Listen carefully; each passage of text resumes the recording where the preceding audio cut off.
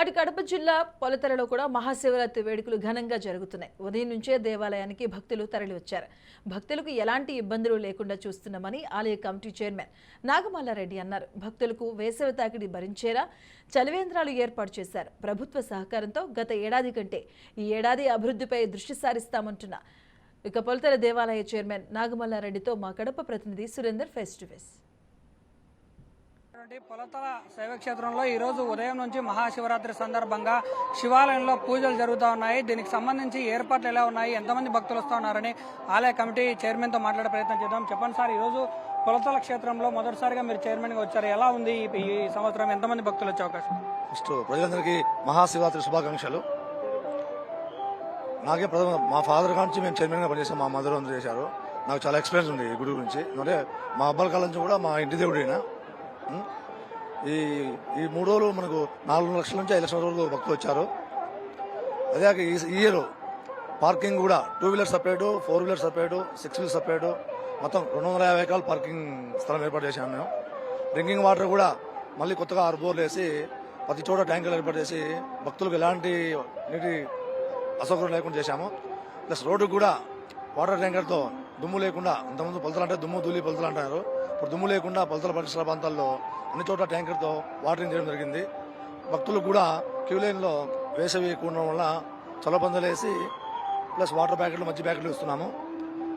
ఒక అక్కదేవతల గుడి దగ్గర కొన్నేళ్ళు స్నానము, కొన్నేళ్ళు సపరేట్గా, తాగునీరు కొన్నేళ్ళు సపరేట్గా, అన్ని కొన్నేళ్ళు 2-3 టైమ్స్ క్లీన్ చేసి క్లోనింగ్ చేశాము. సార్, ఇప్పుడు పొలతల ప్రాముఖ్యతకు చాలా మంది 5 రాష్ట్రాల నుంచి జనాలు వస్తున్నారు. ఇక్కడ నెట్వర్క్ ఇష్యూ చాలా ఉందని చెప్పి భక్తుల నుంచి చాలా విమర్శలు వస్తున్నాయి. దీని మీద మీరు ఏమైనా ఫోకస్ పెట్టబోతున్నారు? ఎంపీ గారితో మాట్లాడడం జరిగింది. ఎంపీ గారు కూడా లెటర్ పెట్టారు. 2-3 నెట్వర్క్ వచ్చేదానికి ఛాన్సెస్ ఉన్నాయి. జియో, రిలయన్స్, ఇంకోటి కూడా ఎయిర్టెల్ కూడా ఎంపీ గారి కృషి వల్ల రావచ్చు ఖచ్చితంగా. ఎమ్మెల్యే గారు కూడా, ఎందుకంటే ఈ టెంపుల్కు ఇంత డెవలప్ అయిందంటే మా ఎమ్మెల్యే పి రవీంద్రనాథ్ గారి ఆయన చేసిన సేవా కార్యక్రమాలు. ఎందుకంటే ఆయన టీటీడీ ఫండ్స్ 4 కోట్లు, సిజిఎఫ్ నిధులు, అన్ని ఫండ్స్ వాళ్ళే. ఎందుకంటే రథం కూడా ఈ టెంపుల్కు ఇంతకుముందు రథం లేదు. మా ఎమ్మెల్యే గారు సత్యమని ఎమ్మెల్యే గారు కలిసి 4 లక్షలు పెట్టి తెప్పించారు. ప్రతి సంవత్సరం మా ఎమ్మెల్యే గారు సత్యమని అరుణమ్మ గారు ఈ టెంపుల్కు ఏదో విధంగా సంవత్సరం 3 లక్షలు 4 లక్షలు ఖర్చు పెట్టి ఆమె అన్ని ఏర్పాటు చేస్తుంది.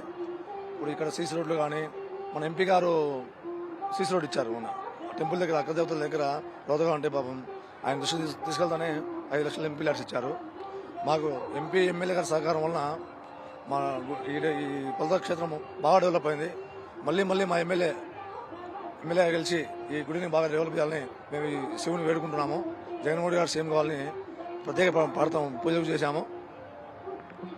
ఇది ఓవరాల్ గా పరిస్థితి. పొలతల శైవక్షేత్రంలో చాలా ప్రాముఖ్యత ఉంది.